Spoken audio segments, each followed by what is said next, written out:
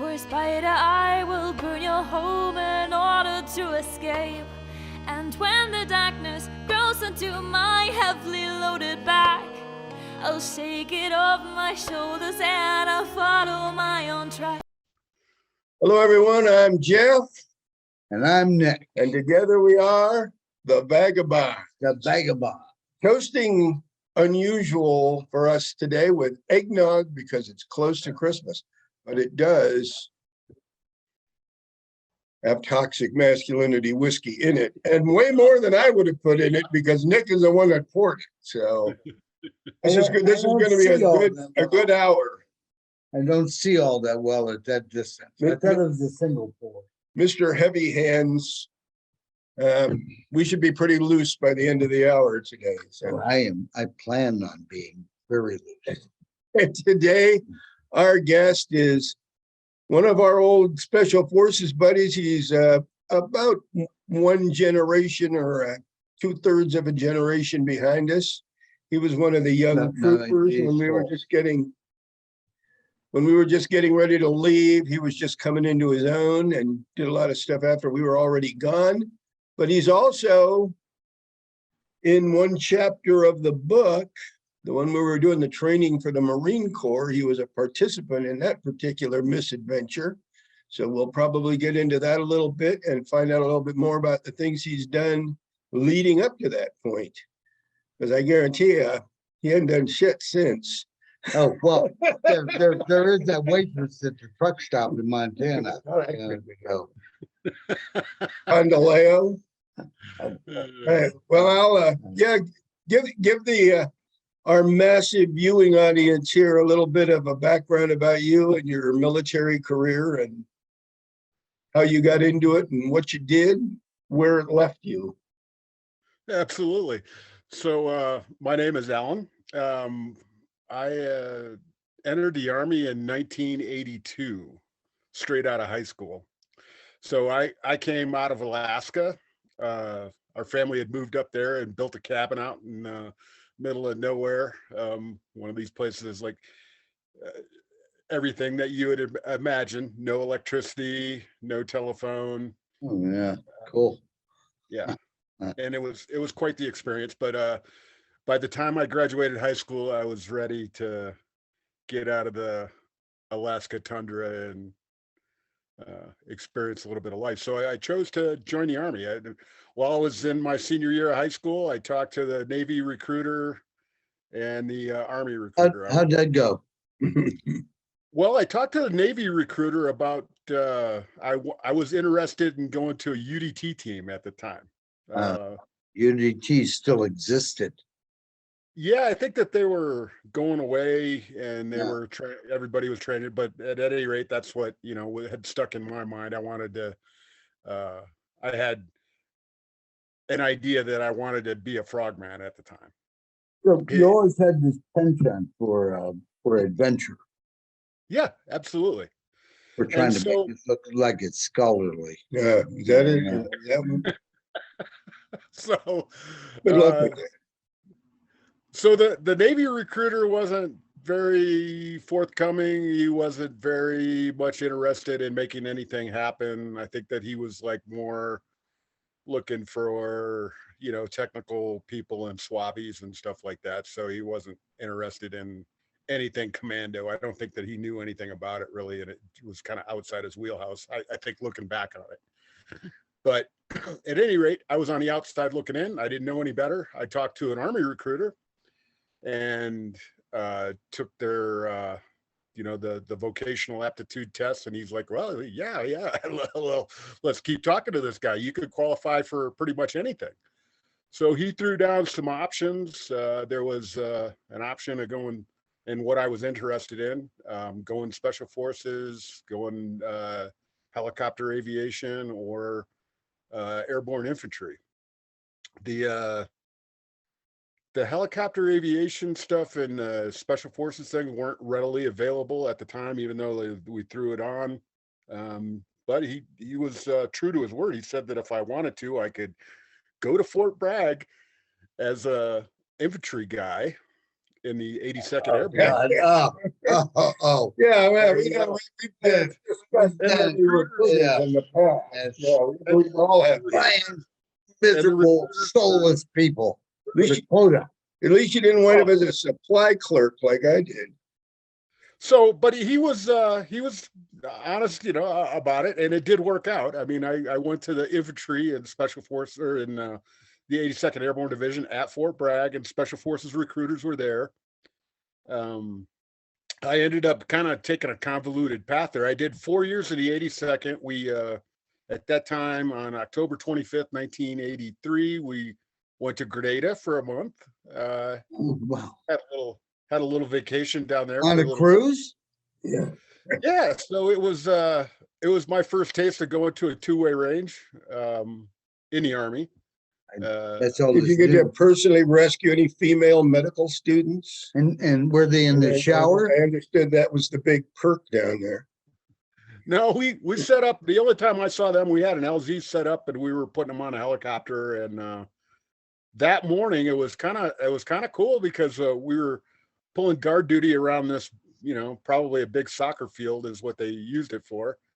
And some lady came out there, big black lady came out with a kettle, and she was trying to get people interested in what she had there. She wasn't charging anything for it. She just brought it out. And it was a kettle of Grenada at that time grew like 2/3 of the world's nutmeg, and the place just smelled like a spice cabinet. Like you could smell cinnamon, spice, and vanilla and sugar. Well, You could. That's good because you need something strong like that to cover the smell of 280 stinky ass infantrymen. Been in your commando or underwear for like 3 or 4 days. But going back to this lady, she had brought out a kettle of coffee mocha, that was all that was made from, that right there on the island. So it was the coffee, the cocoa, the vanilla, the nutmeg and cinnamon and everything that was in it came right there from the island. So it was pretty awesome. Best mocha I've ever had in my life. But this is how, if you don't know now, you just know how the medics look on the world. Well, I don't think the rest of I don't think the nutmeg was very well. Yeah. So going back to the special forces recruiters, I was like, well, there's a few jobs available within special forces. You could be a weapons guy.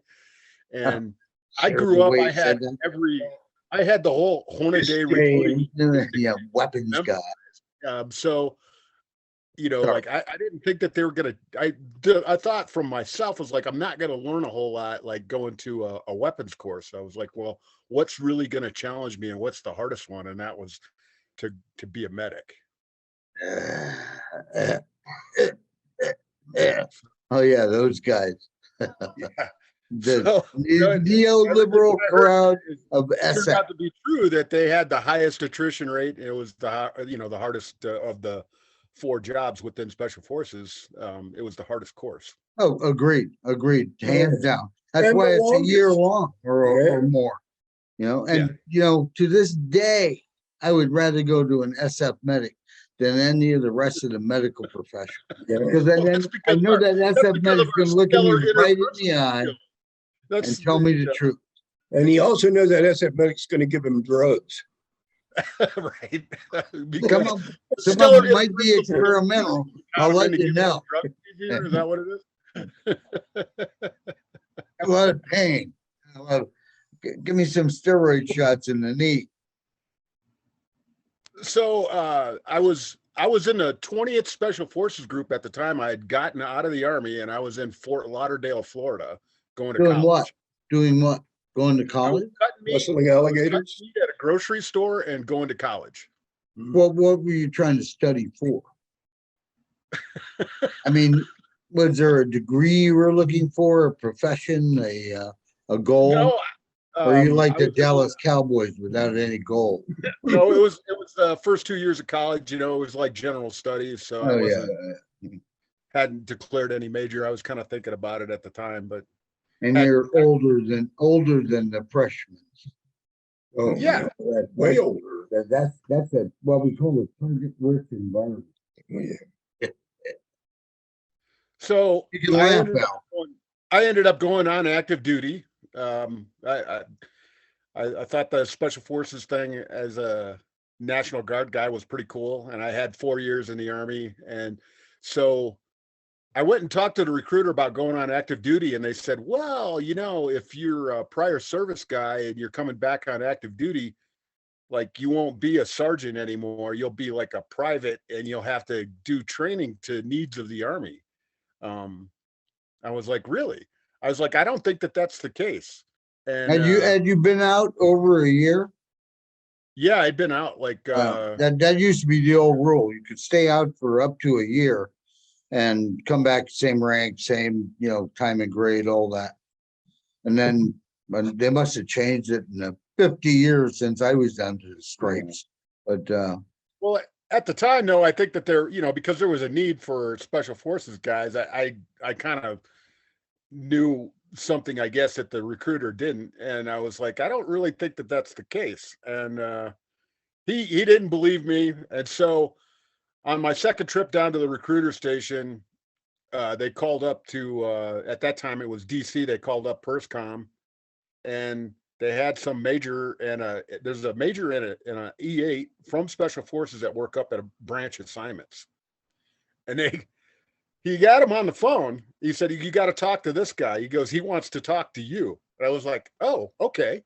So he hands me the phone, and there's a guy named Major Allen, and he was on the phone. He goes, so give me a rundown here. He goes, what are you trying to do? I goes, I'm just going back on active duty, and I wanted to go over to Germany. And he says, okay. He goes, no problem. He goes, let's give me that recruiter again. And so I hand the phone back to the recruiter, and he's standing there, and he's got the phone up to his ear, and he's like, yeah. And he's like shaking his head. He doesn't believe it. He goes, I'd never seen shit like that. That's like when Mrs. Alexander was in the Pentagon. You'd call her up and go, please save me. I'm a prison guard at Leavenworth. I need to go back to Nam, and within 30 days, you'd be out of there. Right. A real tight-knit community.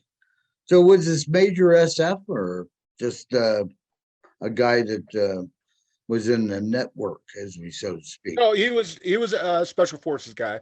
There was and so he ended up getting me an assignment straight to Bad Tolz, and I went over there, and within a year I was worked my way over to a scuba team. That's what I wanted to do.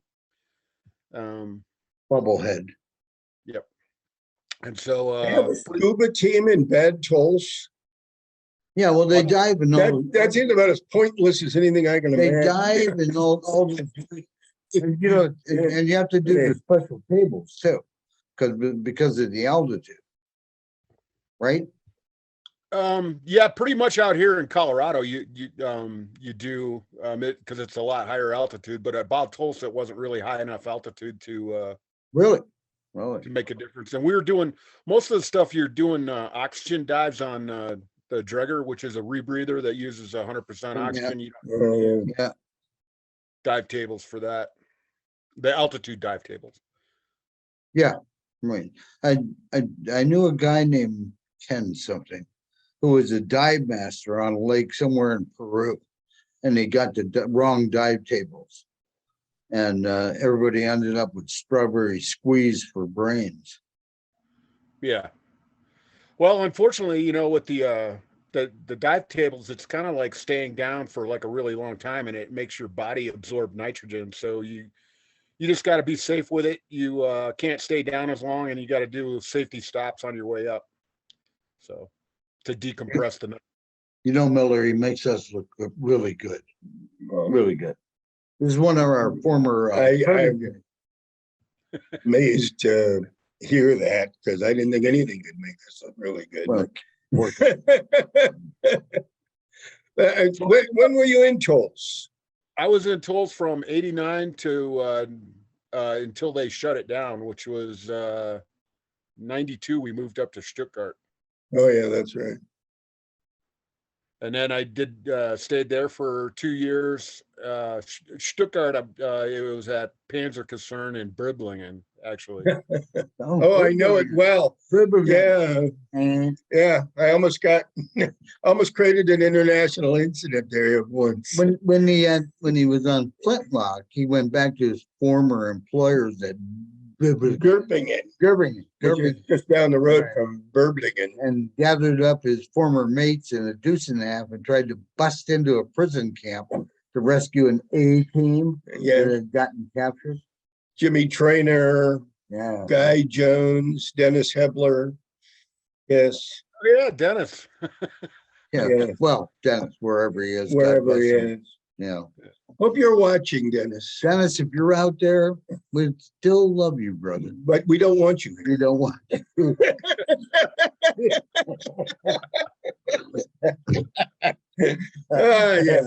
Oh yeah. I hope Dave sees it. Yeah, he will.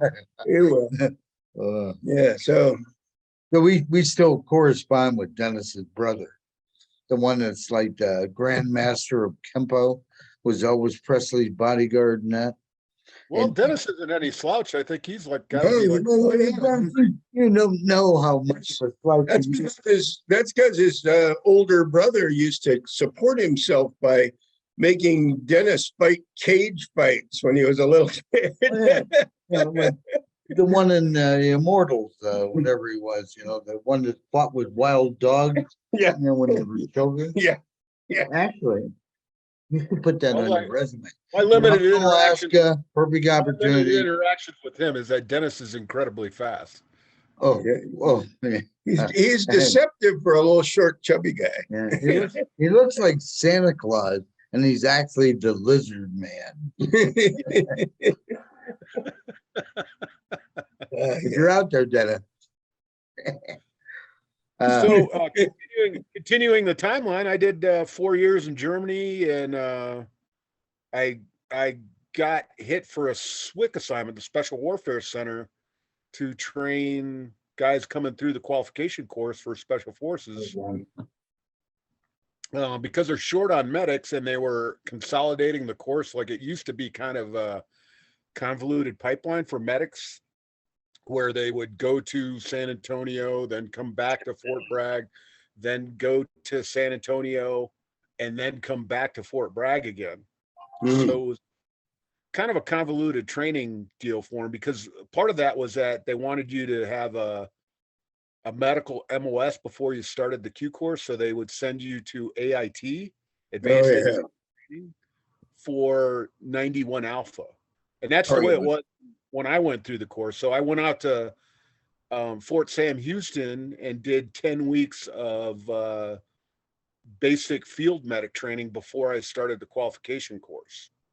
And then I went to phase 1, which was probably not unchanged from, or pretty similar to what you guys did, where you did your patrolling and land nav and a little bit of survival stuff. That Camp McCall. That 11B stuff. The only difference is when we went to Camp McCall, there were no buildings there. Right, and they beat you twice a day and smeared The instructors got to live in GP medium tents, and the rest of us got to live under a poncho. Well, there was the tar paper shacks out there when I went. There's really nice concrete buildings, out there, concrete and metal buildings out there now. So did anybody get caught stealing watermelons from the nearby field? Well, they didn't in my class. It was October, so there was a little bit of snow on the ground. So there wasn't any. If they caught you coming back into the wire, we were doing the survival. It's like somebody had lost their chicken and it went and wandered onto my little plot, so I had an extra chicken for survival.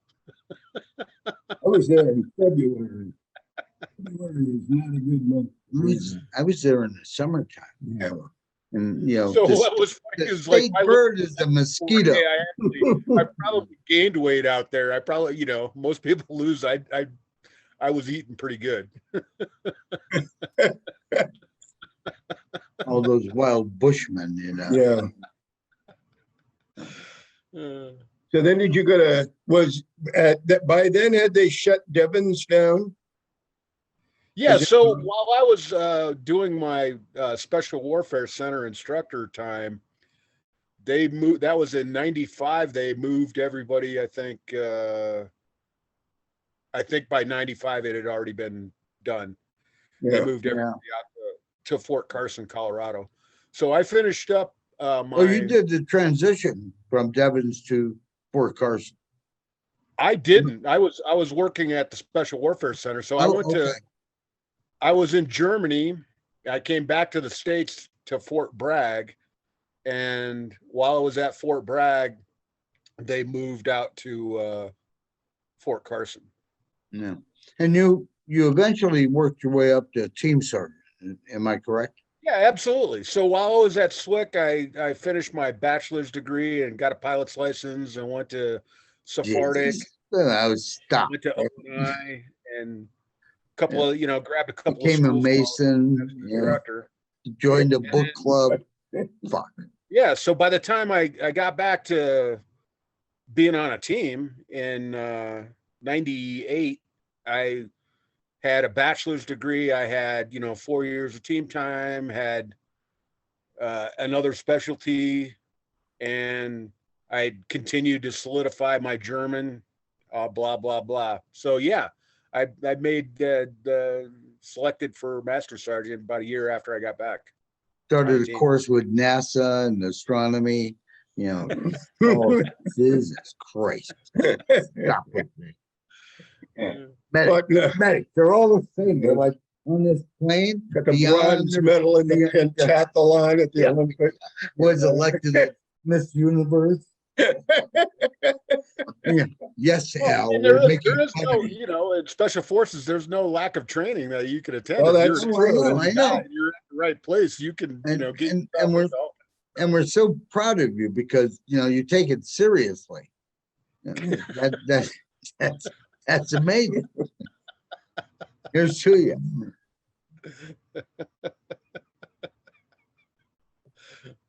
Still waiting for a bottle of that toxic masculinity to show up. And so am I. I'm right here with him. I'm still waiting for a free bottle. We're making it in Colorado Springs now.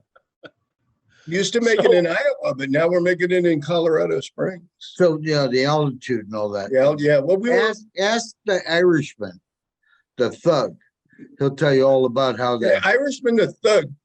That's about a third of special forces right there. Well, yeah.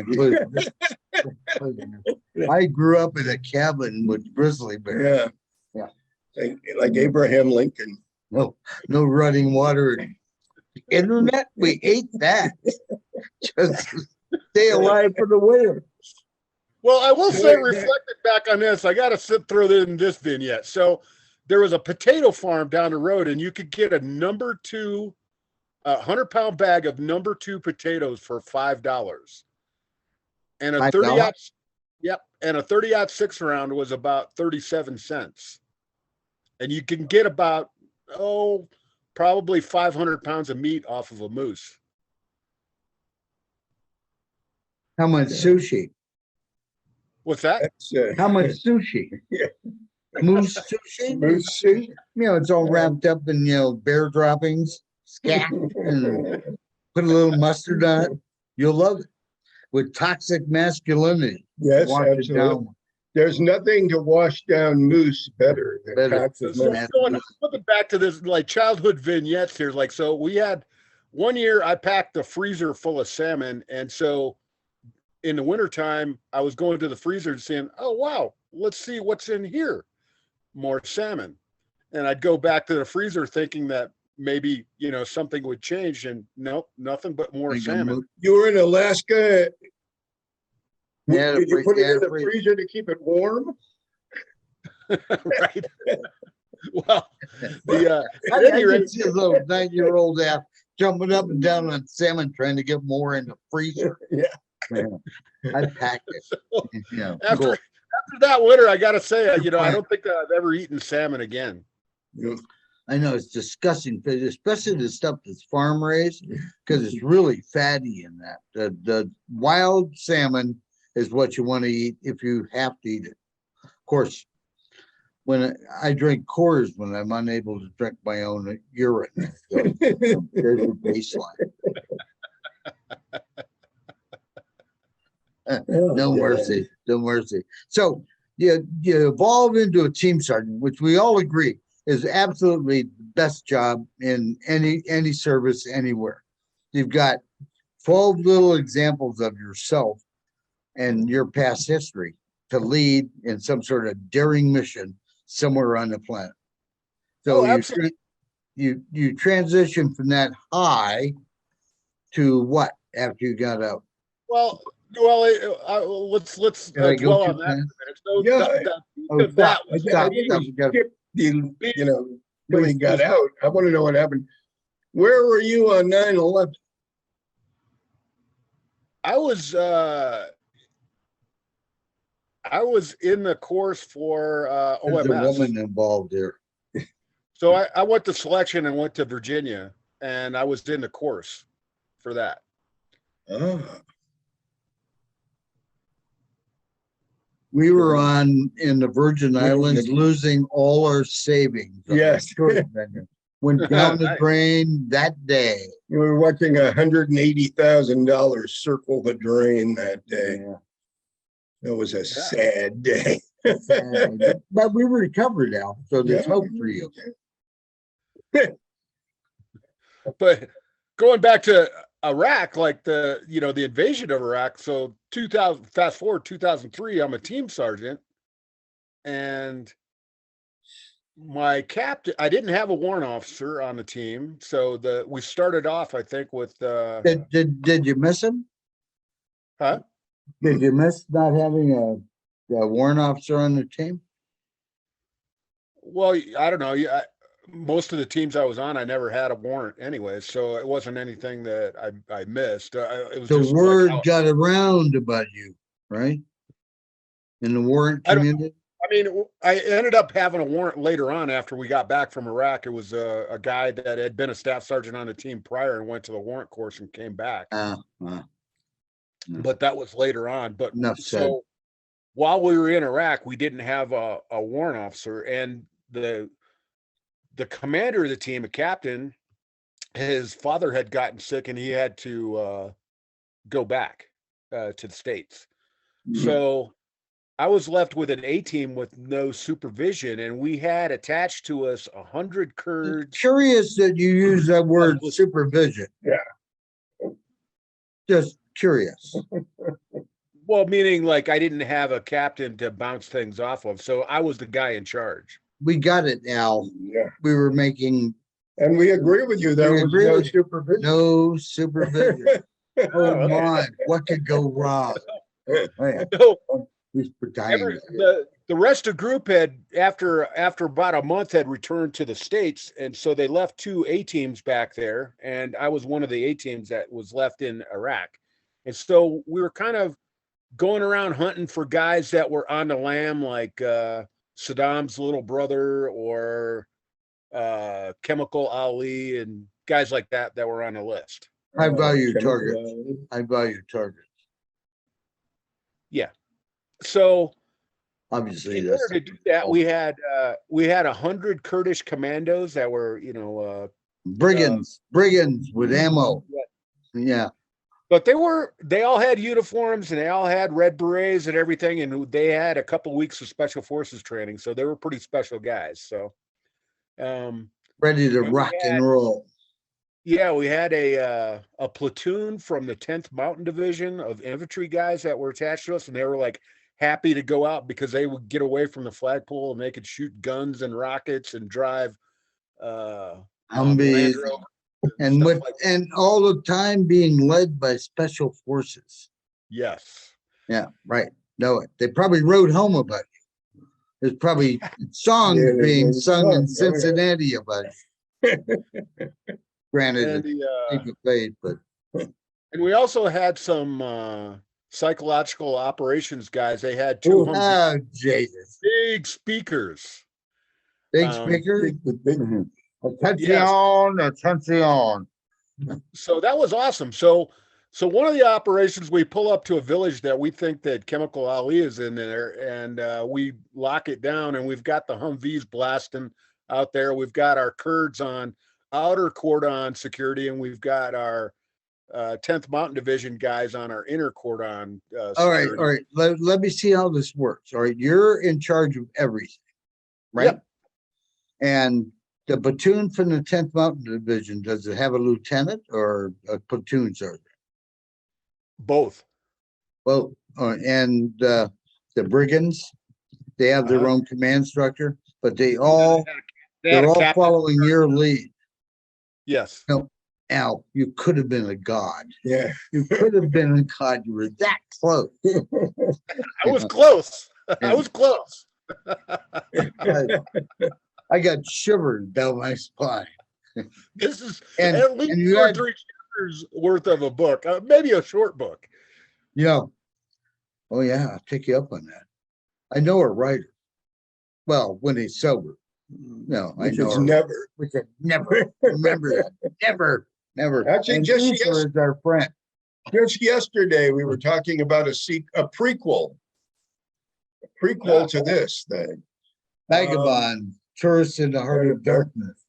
We're thinking of a prequel of Devons and Berlin from 1973 to 1982. The Cold War years, when Yeah. we lost a nuclear weapon. And it was definitely the Cold War. I was cold most of the time. Oh, yeah. Yeah.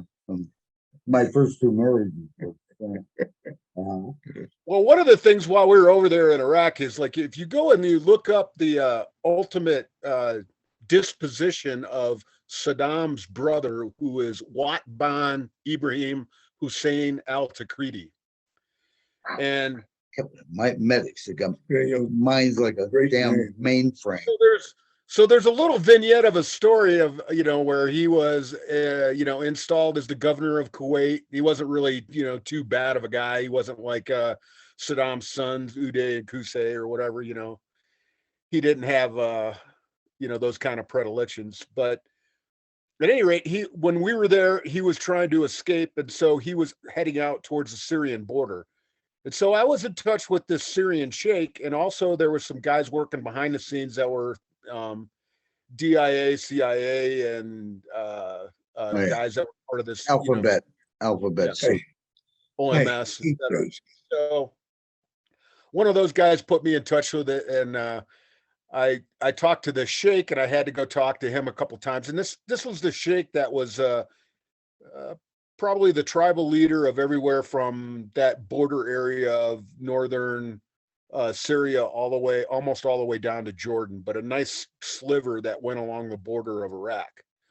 And so I went and talked to him, and it's kind of funny because like he wants to talk, he wants to be real close and hold your hand and walk and all this kind of stuff. And he's like, oh, Normal stuff. yeah, you got to be Male my bonding in the Yeah. camel country. yeah, you got to be my nephew and everything. And he goes, I have a present for you. And I was like, oh, okay. And so this goes on and on. I talked to him a couple of times. What and was the present? well, it goes on. And I talked to him a couple more times. And, fast forward about a week later, and I end up picking up Watban, Saddam's brother. And it's a total non-event, like I pick him up by the Syrian border, put him in the back of my Land Rover, and I drive him out towards Mosul and put him on a black helicopter. Mm. Hmm. Mm. And then what So, happened? Let me tell you, the script for this should read like Kelly's Heroes. Yeah. Behind the line with the brigands and some kind of mountain division platoon led by a renegade or rogue medical student.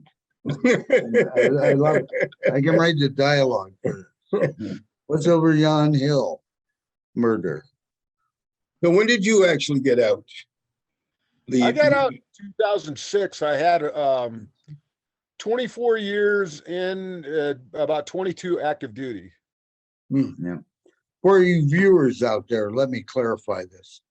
This past that we just discussed in that outlines the fact that the Special Forces Team Sergeant is probably the best job in the Army because you're entrusted with the latitude of, wow, we got rid of all the opposites. What could go wrong? Yeah.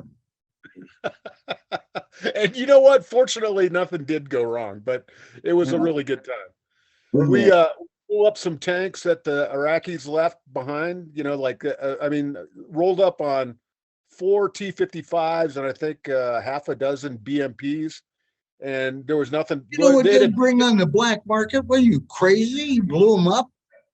Yeah. Get a tow truck. Well, we couldn't in good conscience like leave them there, and you didn't want this to be like used on somebody else. So, and I didn't have it. The funny story about it was like I didn't have any proper explosives to blow it up, but I had a case of claymores in my in your bug out bag. And most people don't know that claymores have explosives in them. Yeah. So I ended up taking a claymore and packing it in the magazine in the turret of the T-55 and on the back of the ammo. How'd it go? Well, there's only a 50-foot core on that. You described it to me. You described the flames and the agony of shrieking people from nearby. Well, I can tell you that we blew up the first one, and then we used that cord to string into the next one. So then the next one was 100 feet. And I don't know how many you could string on to still set off the blasted cap, but I do know you could do at least 3. Yeah. You can probably do more than that. Those electrons. You had an actual 11B there to guide you. Yeah, No. Demo engineers are never right. You needed Ferguson. That's who you needed. Fergie. Fergie. That little son of a bitch could blow up. We ended up blowing up these T-55s and BMPs in place, and so it was a good day. I mean, we had days like that, You see, you still got the light in his eyes, the burning vehicles in the background. I love it. Yeah. So how'd you link up with this?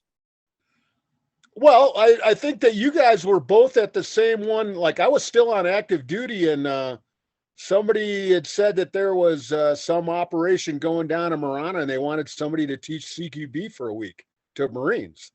I was like, I could take a week's leave and go down there and do it, And so did the Irishman find out about it at the same time? I think so, but I don't think that he could get off of work or something. I don't know, but I could. And Anna had a mowing the lawn that day. Yeah. And then so I showed up down at Marana, and that's when you and I worked together training the Marines with CQB for a week. Yeah. And then you wound up with the great Cosmo project. Well, and that started the the connections with you guys and with who's the guy that does the racing stuff, and then the guy that did IPG. Gordy. Yeah. Don't forget his name. And don't forget Cosmo is Cosmo. Cosmo is Cosmo, not the real. You do not refer to Cosmo by anything else. Do not flip up. He can be litigious. Litigious. You know what that means? That's like lawyers when you wake up in the morning and lawyers when you go to sleep at night. That was quite a wild little thing out there in the desert. 135 degrees. Yeah. Just how moronic was the Asian woman that was Cosmo's right hand man? Well, what was a funny thing? So I got a good story about that. So she would show up at the house, and she would get out of her car. And she would go in and talk to us and see if we needed something while she was going into town or about the next day's things. And she was just doing, trying in her mind being a good assistant to. So she Cosmo was moron. Jesus. Now we got to get our engineer to. Yeah, he should. We're gonna have to work overtime. Those charges. Probably have to buy him something. Remember, So Cosmo. Well, so if you guys remember, I had a dog at the time. I had that collie. Yeah. So she shows up at the house, and the collie runs out of the house, and she left the car door open, and Nikki, the dog, she was like, "Oh wow, car door open. I want to go." And so she jumps in her car and jumps in the back seat. Well, it's dark out, and she goes back out to her car, and she gets in, and she's driving into town. Remember, it's like 10, 12 miles away down that straight stretch. And the dog comes up. 3 or 4 miles down the road, and Nikki pokes her head up in the back seat, and she freaks out, thinking that she ran over a rabbit and somehow it had gotten into the car, and she just didn't know what All to in do. a flash of a second. That shows you how sick a woman's mind truly is. Because I think that Nikki like leaned over her shoulder and poked her wet nose into her neck too. You know, Nose boob. It completely freaked her out. Yeah. So did she have an accident? Did she go out of control? Was there No. She some just reason to be involved? probably flat spotted the tires because she just stood on the brakes, you know. But no, she Got a flat spot. Got a flat spot. Yeah. Like all those rental cars we bring back, you know, got a flat spot on the tires. Yeah, that was. Remember that, putting new tires on everything so that on all of the cars so that they wouldn't know. Mostly what I did out there was run around giving people new tires. That wound up being about 70% of my job because everybody had flats all the time. Yeah. It's unbelievable. I'd have a truck of tires in the morning and they'd all be gone by afternoon. I do love what Gordy rigged up for somebody pulling up on a convoy in the with the cable system, pulling the car so the Marines could fire it up if it got too close. Halt! Who's there? Yeah. You know? Well, Cosmo tried to patent that. Even though Gordy and Greg invented escalation of force exercise deal that they had there. Yeah. With the car coming up behind, they shoot it up and shoot warning shots, and it's actually being pulled on a cable right next to the convoy as it's going up the range. A great place to shoot down there. Yeah. No, that was a good setup. Yeah, absolutely. 60 degrees. 50 caliber.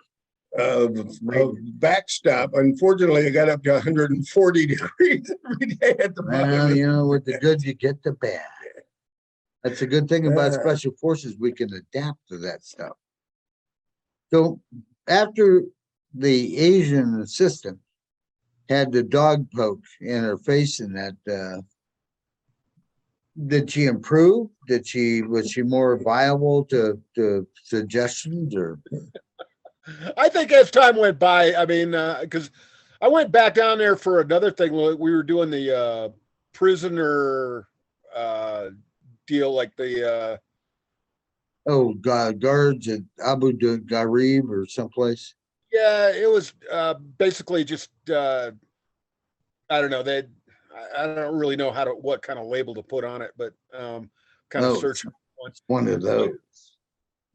But it was training a group of Marines on how to run a prison, you know, and so it was their pre-deployment training, and we had a bunch of role players and stuff like that. And she was out there again, and so she was much improved. Yes. Oh, that's good. Yeah, well, that's good. You know. Cosmo. Remember that. You are going to bleep that. You know, and probably half of you. I haven't. He tried to get me to be like the resident guy for his training there at that training center, and I haven't really heard anything from him since then. Well, he moved up. Count yourself fortunate. He moved into the woods up on the California-Arizona border somewhere and was in hiding for several years. Raising llamas and teaching them not to spit in public. Well, didn't he buy like a little ranch out in the middle of nowhere somewhere? Yeah, in bumfuck California somewhere. People like that gather up enemies where they feel like isolation's the only answer. Yeah. People like us, we don't care. And if you're going to come to my door, his door, we're going to be the hardest people you ever tried to kill. Bottom line. Yeah. But, Did I look bad? Let me know. He screwed me out of about $100,000. Oh, really? Wow. Oh, yeah. Well, Cosmo. Like, when you start off paying, this is my surprise look. I said, you said he screwed you out of $100,000. This is my surprised look. True. So you're getting out of the Army. What did you do after you got out of the Army? Well, part of it, I worked in that, but Beyond that, did you have a goal? You at one time you were going to become a doctor. What? Well, You didn't say Cosmo. Oh, wow. so I that's worked true. with Bleep, contractors for a bleep few too. Sleep too. different companies, and one company I was working, I was the field service representative for the Junior James Bond spy kit, and Wow. I was going overseas on 90-day rotations, and it was a good job. My significant other at the time, Rebecca, and she couldn't deal with me going overseas, and so I thought that Yeah. maybe it's time for me to do something respectable, and I went to law school. So I got off the plane, I took the LSAT, the law school admission test, and got accepted in a couple of law schools. I went and interviewed a couple, and I went up to law school in Ann Arbor for a year. And then in between my first year and second year, she got in a motor vehicle accident while she was sitting at a stoplight. Somebody was text messaging, didn't realize that the cars in front of her was stopped, and rear-ended Rebecca. And as part of that, she didn't get hurt, but they took her to the ER and they scanned her. And when they did the CT scan of her neck to clear for whiplash and stuff like that, they found out that she had a tumor on her thyroid. Wow. So I ended up taking a year of academic leave from law school to hang out with Rebecca, because we didn't know if the thyroid, whether she was going to have to, how she was going to adjust to synthetic hormone and all that kind of stuff. So, Yeah. Yeah, I didn't know that. That's wow. yeah. So you packed a lot of things in your life. I ended up never going back to law school. And then I ended up contracting for a couple more years. I started doing like intelligence training out at the National Training Center out in California. And then I thought that, given, because I had a significant medical background, I was about to do something medical. And, things haven't gelled there, but the plan is now at this point to go to a nurse practitioner program. Yeah, I know one time you're going to become a doctor. A lot of SF medics become PAs. Yeah. In fact, the concept of a PA grew out of having to have something for SF medics to do. Yeah, or they drink themselves. Yeah. There's always that side of the coin. Well, the demand for PAs is far outstripped, the supply. And so there just isn't that many SF medics to do it. And I think that nowadays, the people that are filling it, they don't have the broad experience. Like, like when we think of a PA that has an SF background, they're like super competent. And I don't really think that, I'm not saying that people aren't competent as PAs, but they just don't have that background that we are familiar with. Yeah. Yeah. Well, obviously our good buddy who's been also involved in some of the things in the book, Ron Broughton, was one of the early SF medic PAs. I don't know if you know him or not. Crazy as a shithouse rat. He's a sick man. Like most really medics. Sick man. Like most 18 Delta. Well, in Berlin, he was the Penguini sparring partner in the dojo. So that should give you some idea. I watched him in the Penguini. Some Turk tried to rob him on the Bahnhof at one of the train stations by midnight, and then went with them later to explain to the captain that we may have left a corpse in the men's room. Oh, no. It was over in Didn't quite turn out for them how they would plan. Huh? But yeah, to this day, I think I may have been dreaming or taking those hallucinative drugs at the time. Yeah, Ron he went to Harvard. Yeah. After he got out of the military. Yeah. PA with a specialty in neurotrauma. Which is good because he's really close to the subject. Yeah. I mean, like right on it. Yeah. Nice. Well, it's kind of hard, when you're working in a vacuum and you don't have anything to bounce off of other people, or I didn't have I don't know, like a good. I will say this isn't a knock on you guys, but I'm not saying that I had a really good role model to go follow in some stuff. I'm wounded. I'm wounded like that. So Hey, I kind of had a little bit of period here where I've kind of spun my wheels to figure out what I wanted to do, and I was really fortunate. I have my retirement coming in from the military, and I always had a stack of money, in the savings account, and so well, I you really obviously didn't know Jay Graves. That Yeah. you wouldn't have any of that. Hey, man, And yet he did know Penguini. So Penguini. I just need another $300 because of what the kids at the orphanage swept downstream, and I need to buy vaccine. Oh, and just send it Western Union. Hurricane Mike, you know what I mean? It was huge. Instead, You know what I mean? he faked the marriage in a Catholic country, and the entire nation was after him. Yeah, send it here, Penguini. But those are good role models, wouldn't you think? Penguini, me, Yeah, absolutely. No, I'll give you this. You guys are a lot smarter, a lot more adept at what you do in the way of what we are.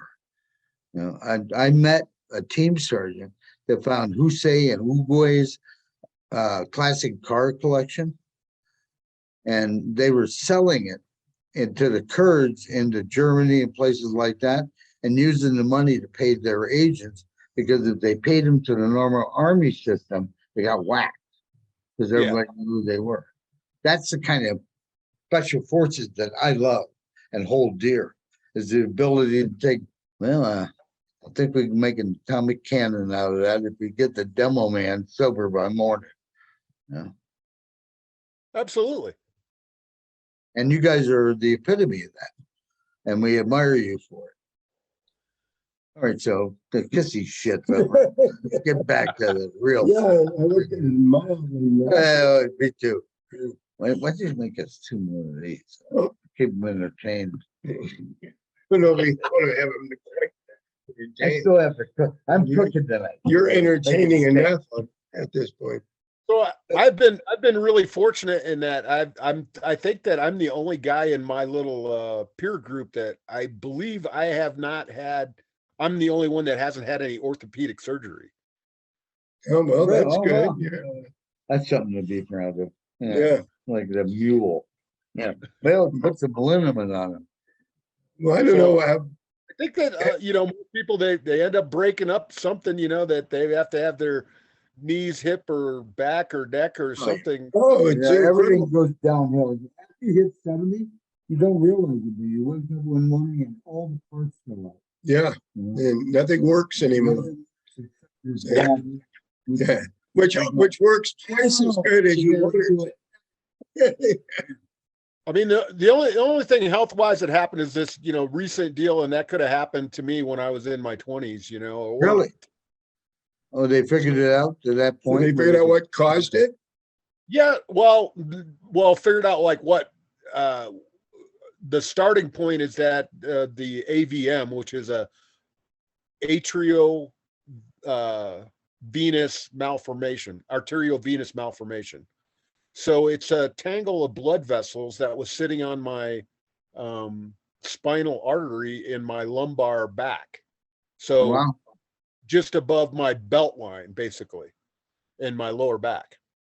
And it ripped and it bled in that space. And so there's no, with adding blood in there, there's nowhere for things to go. So it communicates up to my brain.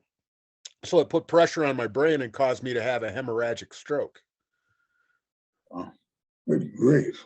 Wow. Yeah. That same thing almost is exactly is what happened to me one time with having sex. It involved another species. That's why you never had it again. Well,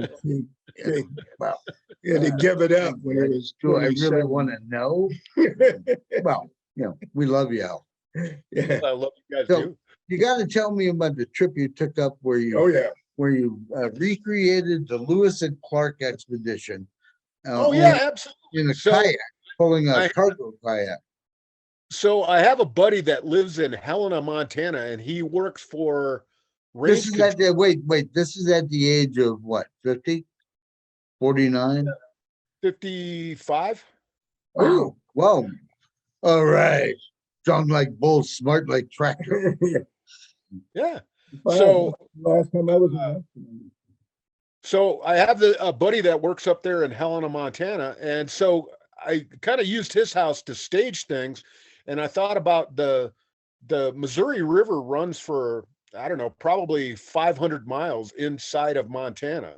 And Right. so yeah, so I went to the headwaters, which is like just south of Helena, and started there, and I had a kayak. Right. The river flows what? South, west, north, southeast. southeast. Well, And you're at going first which way? it Northwest? starts out from the headwaters, it flows north. And Ah, then after you get up to Fort Benton and you get just past Fort Benton, then it turns due east. And then after you go to Fort Peck area, then it starts heading southeast and south.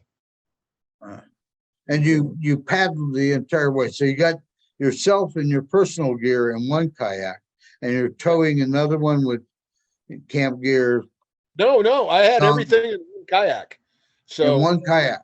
Really? Yep. Oh wow.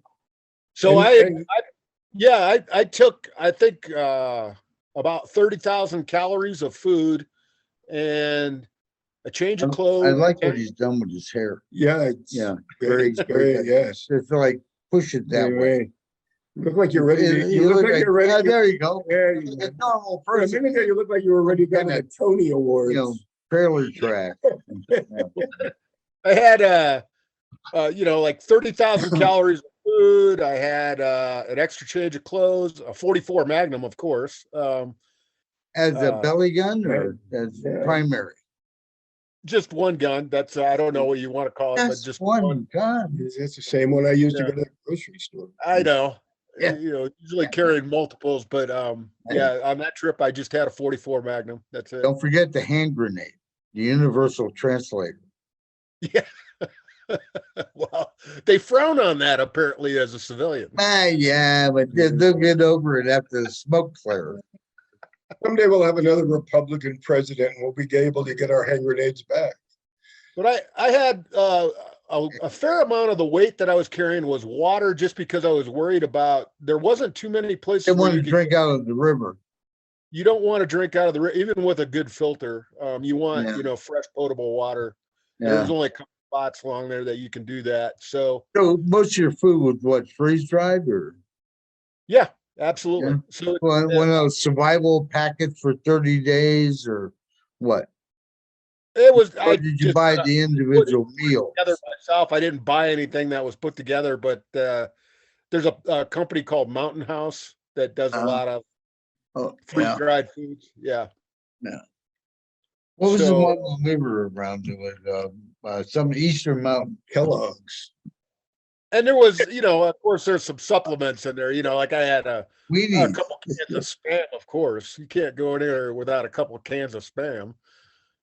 Oh, Oh, yeah. yeah. Oh, yeah. Yeah. So, So you paddle how turns long? out- How as long how long each day would you paddle? I ended up staying on the river for 9 days, and I covered 300 miles.